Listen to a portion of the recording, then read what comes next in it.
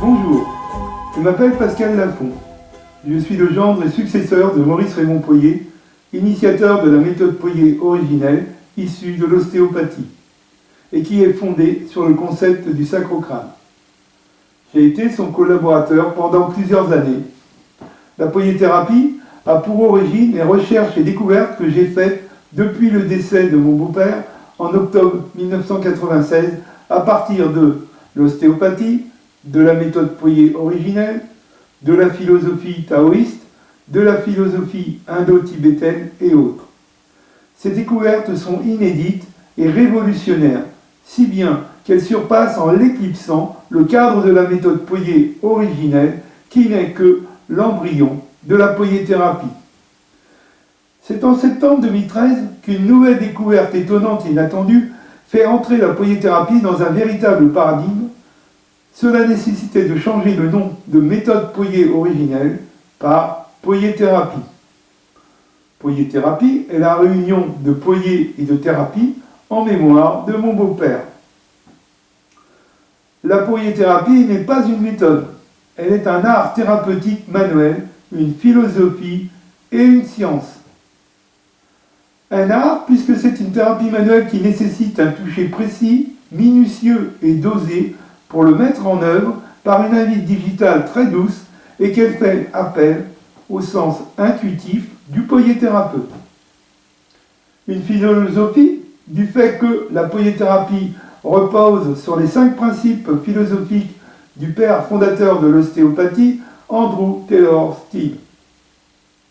Parce qu'elle s'intéresse à l'homme dans une globalité et qu'elle rejoint le cadre tutélaire des traditions, parce qu'elle rejoint en totale adéquation la philosophie taoïste qui enseigne le fonctionnement du corps énergétique de la médecine traditionnelle chinoise, parce qu'elle est aussi en adéquation avec la tradition indo-tibétaine qui enseigne le fonctionnement des centres énergétiques de l'homme, dénommés chakras.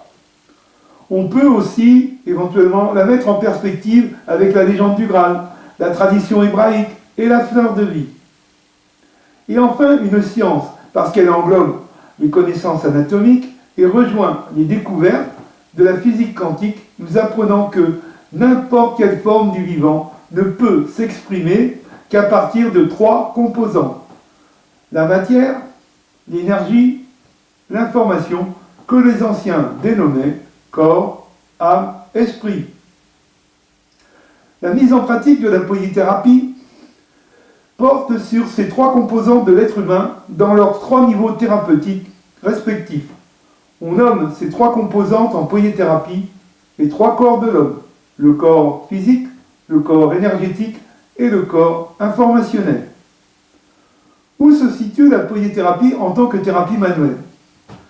La poyéthérapie a pour origine la méthode Poyet originelle, édifiée sur le concept du sacro-crâne, initié par mon beau-père, Maurice Raymond Poyet.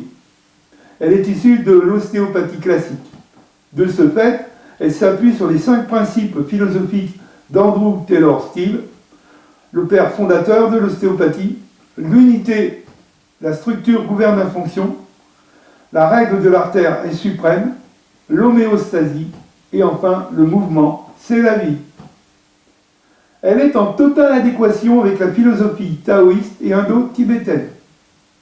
La poyéthérapie s'inscrit dans une conception de la vie qui ne s'explique pas uniquement par la chimie et la physique, c'est-à-dire par le concept mécanique de la vie, mais qui s'inscrit surtout dans le concept des champs morphogéniques définis par Rupert Sheldrake, chercheur anglais en biochimie, en physiologie, en parapsychologie.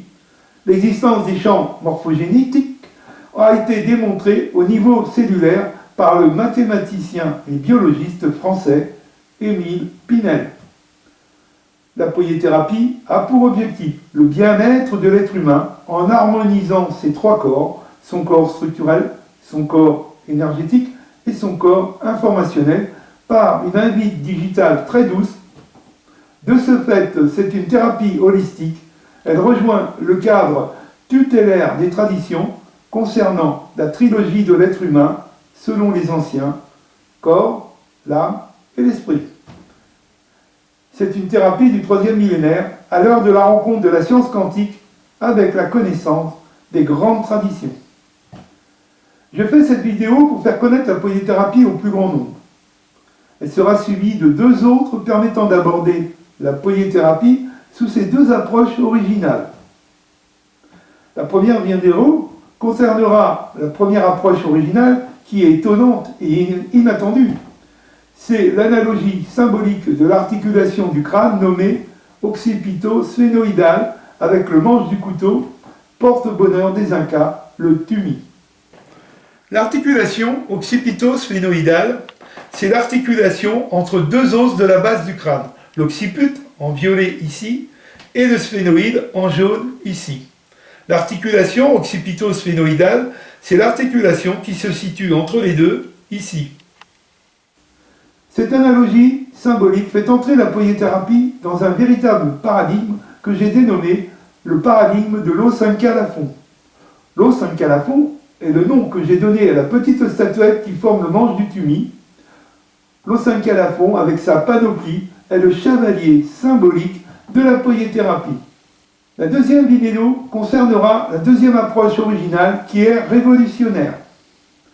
C'est sans aucun doute la prise en charge globale du corps humain dans sa composante ternaire, structurelle, énergétique, informationnelle, dont l'existence a été démontrée par la science physique et requis pour toute forme de vivant.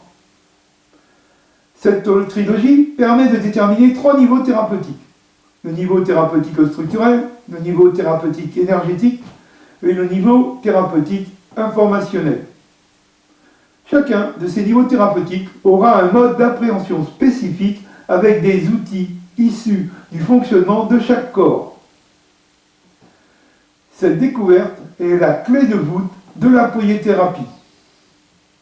Le premier niveau thérapeutique en vert sur notre schéma concerne l'harmonisation du corps physique tel qu'il est défini dans l'espace par le référentiel anatomique. C'est-à-dire que toute structure osseuse pourra être harmonisée et sera appréhendée digitalement et pourra se positionner sous les doigts du polythérapeute en supériorité, en infériorité, en antériorité, en postériorité, en rotation interne, en rotation externe, en flexion et en extension. Cette harmonisation s'effectue selon 2 concepts. Le concept du sacro-crâne, avec l'harmonisation du bassin et du membre inférieur, selon le référentiel anatomique. Le concept du sternocrâne, avec l'harmonisation du membre supérieur et du grille costal. Le deuxième niveau thérapeutique en rouge sur notre schéma concerne l'harmonisation du corps énergétique dans son fonctionnement tel que l'ont défini les taoïstes chinois dans le concept du yin et du yang. Cette harmonisation se fait par l'appréhension de l'expression du champ morphogénique qui s'exprime sous les doigts du polythérapeute par un micro-mouvement d'expansion et de contraction correspondant au yin et au yang. Et enfin, le troisième niveau thérapeutique, en bleu sur notre schéma, concerne l'harmonisation du corps informationnel dans son fonctionnement léniscatoire tel que l'a défini la philosophie indo-tibétaine selon le concept des 7 chakras. L'harmonisation de chaque chakra se fera par l'écoute digitale de leur mouvement léniscatoire d'expansion-contraction, c'est-à-dire en forme de 8. Je dirais, pour conclure cette vidéo de présentation, que la polythérapie interpelle et étonne les thérapeutes naturels de diverses spécialités qui peuvent vérifier l'efficacité de cette pratique et juger des résultats tant immédiats qu'à plus long terme. Tous sont intrigués par ces harmonisations sans y avoir l'air d'y toucher par une invite digitale, geste très doux. Poids d'un papillon qui se pose sur une fleur, assimilable à une information. J'ai créé l'école de polythérapie en 2011 afin de transmettre le savoir de la polythérapie. Il n'est pas demandé de connaissances prérequises aux participants, professionnels ou non professionnels, qui peuvent acquérir ensemble le savoir et le ressenti. Elle est ouverte à tous ceux désirant découvrir la poiéthérapie, praticiens en méthode Poyet, thérapeutes, ostéopathes, acupuncteurs, non praticiens, ayant le souci d'aider son prochain sur le chemin du bien-être et de la santé. Ici, je tiens à mettre en garde contre tous les praticiens ou enseignants de la méthode Poyet utilisant la dénomination qui n'est qu'une coquille vide, n'ayant absolument plus rien à voir avec l'enseignement de son créateur. Il me faut préciser que la poiéthérapie ne dispense en aucun cas d'un avis médical. Pour plus d'informations, vous pouvez consulter mon site internet www.poiéthérapie.fr. Pour recevoir ma brochure de l'école de poiéthérapie, envoyez un mail à info-poyet-thérapie@yahoo.fr. Je vous donne donc rendez-vous lors de ma deuxième vidéo concernant la première approche originale, étonnante et inattendue de la poiéthérapie sur cette même chaîne. Elle est en cours de finition et sera publiée au plus tard début septembre. Pour en être averti, abonnez-vous à celle-ci. Merci de votre attention et à bientôt pour ce merveilleux voyage à la découverte de la poiéthérapie.